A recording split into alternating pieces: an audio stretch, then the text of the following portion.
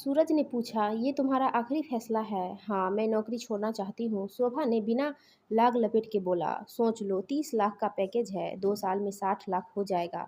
सूरज ने लालच दिया, पैसा पैसा पैसा, आपको सिर्फ पैसा सूझता है, अपने बेटे की कोई फिक्र नहीं। शोभा फिरकी, बेटे को क्या हुआ है? सूरज ऐसे मासूमियत से बोला मानो कुछ जानता ही न हो। क्या नहीं हुआ? देखते नहीं कितना दुबला पतला हो गया है। हर माँ को अपना बेटा कमजोर दिखता है। आपको नहीं दिखता? शोभा ने तंज कसा।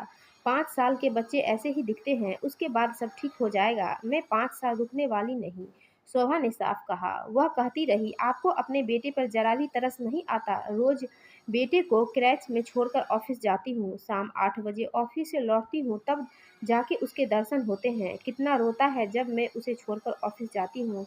उस पर उसका स्वास्थ्य दिन प्रतिदिन खराब होता जा रहा है। पता नहीं क्रैच वाले कैसे बच्चे को रखते हैं। शोभा का मन भीग गया। सबके बच्चे वहीं पल रहे हैं, उन्हें तो कोई शिकायत नहीं। सबका मैंने ठेका नहीं ले रखा है। मैं अपने बच्चे को जानती हूँ, उसका स्वास्थ्य गिर रहा है, उसे माँ की ज़रूरत है। 1 करोड़ का फ्लैट लिया है, उसकी किस्त हम दोनों मिलकर भरते हैं। नौकरी छोड़ दोगी तो सारा बोझ मेरे कंधे पर आ जाएगा। कैसे मैनेज करूँगा? सूरज लाचार था। कुछ कुछ साल और बढ़ जाएगा किस्त का प्रीमियम, मगर आज बेटे को समय नहीं दिया तो सारी जिंदगी पछताना पड़ेगा। कई रिश्ते नकारने के बाद सूरज ने शोभा को जीवन संगनी बनाने का फैसला लिया, सिर्फ इसलिए कि उसका अपना करियर है। समान करियर होने के नाते दोनों को सहूलियत होगी, दोनों मिलकर कमाएंगे तो हर ख्वाहिशें पूरी कर सकेंगे जिसके लिए उन्होंने दिन रात मेहनत करके पढ़ाई की। बच्चे की परवरिश कैसे होगी, इस पर किसी ने नहीं सोचा। तब देखी जाएगी। सूरज ने शादी कर ली। शादी के 5 साल अच्छे से कटे। दोनों के ऑफिस एक ही शहर में था। दोनों ने एक फ्लैट ले लिया, साथ में कार भी। सब कुछ बैंक से फाइनेंस करा कर लिया। आजकल के युवाओं में धैर्य का अभाव है, वे सब कुछ तुरंत पाना चाहते हैं।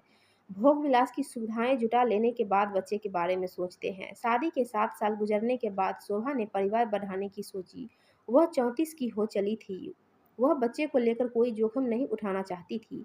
6 महीने तक तो उसे ऑफिस से छुट्टी मिल गई। उसके बाद कुछ दिन उसके सास ससुर ने संभाला, फिर उसकी माँ को बुला लिया। चीकू 2 साल का हुआ तो उसे उसकी चिंता हुई। सास ससुर माँ सब अपने अपने घरों को लौट गए। किसी ने राय दी तो उसे एक क्रंच में छोड़कर जाने लगी। चीकू बड़ी मुश्किल से शोभा का आंचल छोड़ता। दूर तक उसके रोने की आवाज़ सुनाई देती तो उसका दिल तड़पने लगता। किसी तरह मन मारकर वह काम पर जाती। धीरे धीरे उसने खुद को मना लिया, मगर चीकू को कैसे मनाए? वह तो अबोध था। चीकू को माँ की ज़रूरत थी। वह हर दिन उसे रोता हुआ छोड़कर विदा होती। उसका दिल कचोटता। कुछ महीने क्रंच में गुजारने के बाद शोभा ने महसूस किया कि चीकू का जो ग्रोथ होना चाहिए था वो नहीं हो रहा था। उसने संचालिका से शिकायत की तो कहने लगी, वह हर संभव बच्चे की देखभाल करती है, खान पान से लेकर सोने के बिस्तर तक। आया सीने से लगाकर बच्चे को सुलाती है। जब बच्चा सो जाता है तब वे बच्चे को छोड़ती है। फिर क्यों नहीं मेरे बच्चों की तंदुरुस्ती बन रही? वह हर वक्त रोता रहता है। शोभा को रंज हुआ। मैडम, जैसा आप सोच रही हैं वैसा नहीं है। हर बच्चे को माँ जैसा ही प्यार दुलार मिलता है। सफाई देने के बाद भी शोभा का मन नहीं माना। उसे लगा कि आदमी धन दौलत लेकर करेगा क्या जब बच्चे की सही परवरिश न हो पाए। बच्चे की परवरिश माँ ही कर सकती है। काफ़ी समझाने बुझाने के बाद भी जब शोभा अपने फैसले से डिगी नहीं, तब सूरज ने एक रास्ता सुझाया। क्यों ना मम्मी पापा को हमेशा के लिए यहीं बुला लिया जाए? यदि ऐसा होता है तो मैं नौकरी कर सकती हूँ। शोभा को विश्वास था कि दादा दादी के संरक्षण में चीकू का सही विकास हो पाएगा। वैसे भी बच्चों को दादा दादी नाना नानी से काफ़ी लगाव होता है। सूरज किसी भी सूरत में शोभा की नौकरी नहीं छुड़वाना चाहता था। सूरज ने अपनी माँ को फ़ोन लगाया। मम्मी, आप चाहेंगी तो मेरी समस्या का समाधान हो जाएगा। बेटा, जब तेरे पापा तैयार होंगे तब ना।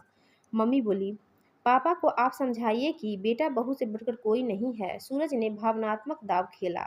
माँ ने किसी तरह का आश्वासन नहीं दिया, बस इतना कह पाई कि पापा से बात करूंगी। उससे कह दो कि उसका बेटा है, वही संभाले, हम कोई झंझट नहीं लेना चाहते। पापा ने दो टूक जवाब दी। इसमें झंझट की क्या बात है?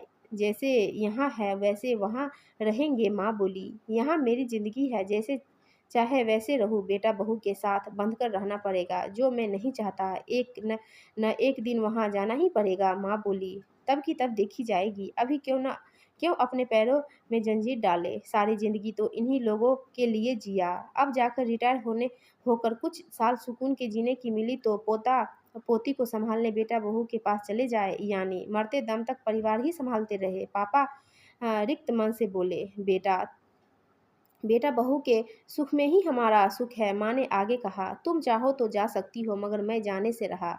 फ्लैट की ज़िंदगी कोई ज़िंदगी है। एक कमरे में बेगानों की तरह पड़े रहो, ना कोई बोलने वाला, ना किसी से मिलना-जुलना। अपना पोता रहेगा ना, उसी के साथ समय कट जाएगा। माँ के लाख तर्क के बावजूद पिता का मन नहीं पिघला। बेहद निराश मन से मम्मी ने सूरज से पापा के फैसले से अवगत करा दिया। मम्मी, आप ही चले आओ, सूरज बोला। कैसी बातें कर रहे हो? इन्हें अकेला छोड़कर कैसे आऊँ? इन्हें सँभालेगा कौन? भले ही हम बर्बाद हो जाए, सूरज उखरा। मैं कुछ नहीं कहूँगी, तुम्हें जो फैसला लेना है लो। गुस्से से सूरज ने फ़ोन काट दिया।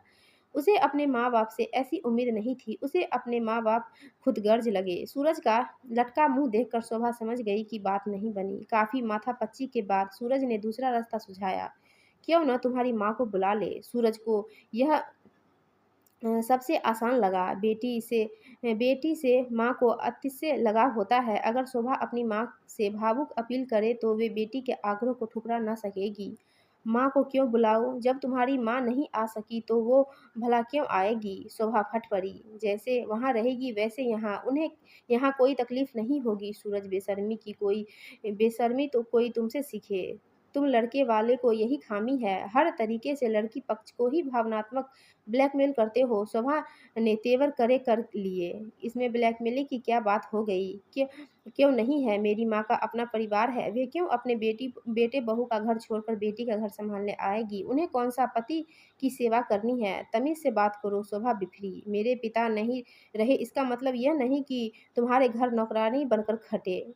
नाती को सँभाल लेगी तो क्या नौकरानी बन जाएगी? नौकरानी ही समझ रहे हो, वरना तुम्हारी माँ नहीं आ जाती। वे सिर्फ़ इसलिए नहीं आ रही हैं कि यहाँ उनको खटना होगा, दिन भर पोते की चैकसी करनी होगी, जो वे करना नहीं चाहती। कोई हल निकलता न देखकर सूरज ने दूसरा रास्ता निकाला। क्यों न एक फुल टाइम आया रख लेते हैं। जब तक हम ऑफ़िस से नहीं आ जाते, वह घर पर ही उसे सँभालती रहेगी। फ़र्क क्या पड़ा? क्यों नहीं पड़ा? कैरेंज में रहने से अच्छा है अपने घर में पले। उसे घर में अपनेपन का एहसास होगा। तुम्हारी बुद्धि को क्या कहे? शोभा ने माथा पीट लिया। वह क्या जाने कि घर की फीलिंग। उसे तो बस माँ चाहिए। शोभा किसी भी तरह से टस से मस नहीं होना चाहती थी। घर ही सँभालना था तो फिर पढ़ाई-लिखाई क्यों की? नौकरी क्यों की?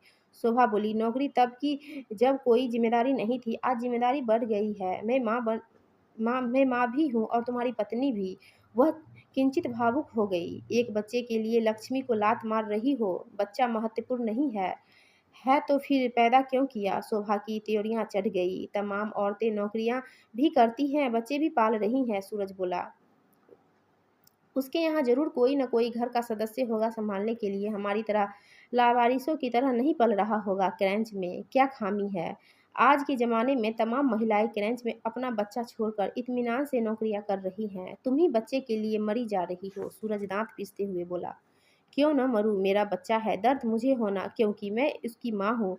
तुझे उसकी दुर्दशा नहीं देखी जाती। जिसे तुम दुर्दशा कह रही हो वह आज की संस्कृति है। आज धन के आगे सब गौण है। धन हमारी ज़रूरत है, मगर बच्चे की कीमत पर नहीं। जब मेरा बच्चा स्कूल जाने लायक हो जाएगा तब मैं फिर से काम शुरू कर दूँगी। तब तक बहुत देर हो चुकी होगी। तुम किस लिए हो? अपनी बीवी बच्चों को खिला नहीं सकते? सूरज के सीने में नस्तर की तरह चुभ गया शोभा का यह कथन, मानो उसके गैरत को चुनौती दी गई हो। शोभा ने सूरज ने जैसा सोचा था वैसा नहीं हुआ नहीं। शोभा से शादी की पहली शर्त यही थी कि वह नौकरी वाली हो। अब जबकि शोभा नौकरी छोड़कर बच्चे और परिवार को वक़्त देना चाहती है तो वह खुद को ठगा-सा महसूस करने लगा। प्रतिस्पर्धा के ज़माने में जहाँ दूसरे दंपति 60 लाख के पैकेज में कमा रही हैं, वहीं शोभा की नौकरी छूटने पर उसकी तनख्वाह आधी रह जाएगी, तब वह कैसे उसके बीच खुद को बीच साबित कर पाएगा। इस चिंता ने उसे बेचैन कर दिया। उसे लगा शोभा एक बेकार की महिला बनकर रह जाएगी। ऐसी बीवी को कौन पसंद करेगा जो घर बैठकर आया का काम करे। सूरज का मन कसैला हो गया। शोभा के फैसले ने उसके अहम को चोट पहुंचाई। एक तरह से विश्वासघात किया। यही करना था तो शादी के पहले ही बता देती। वह शादी से इनकार कर देता। सामान्य कद काठी रूप रंग वाली लड़की से वह विवाह के लिए इसलिए राजी हुआ था कि क्योंकि वह उसकी तरह ही लाखों कमाती थी। विचार प्रक्रिया आगे बढ़ी। वह महिला कैसे पति का दर्जा पा सकती है जो पति के खिलाफ जाए। पत्नी का कर्तव्य होता है पति के साथ कंधा से कंधा मिलाकर चले, उसकी भावनाओं को समझे, वक्त की नजाकत को समझे। उससे उल्टा शोभा ने दूसरा रास्ता अपनाने का फैसला लिया जो उसके लिए असहाय था। काफ़ी सोच विचार कर सूरज ने मन ही मन एक बहुत बड़ा फैसला ले लिया, यानी शोभा से तलाक। शोभा ये सुना तो हंसप्रत रह गई। सूरज इतनी जल्दी बदल जाएगा वो सोच भी नहीं सकती थी। शादी जैसे पवित्र बंधन को एक झटके से तोड़ने का फैसला ले लिया, मानो शादी नहीं कोई मजाक हो। जिन रिश्ते को वह भावनाओं के साथ जी रही थी वह धन के आगे खोखला था। उसका मन भीग गया। सूरज, मैंने सपने में भी नहीं सोचा था कि तुम इस कदर गिर जाओगे।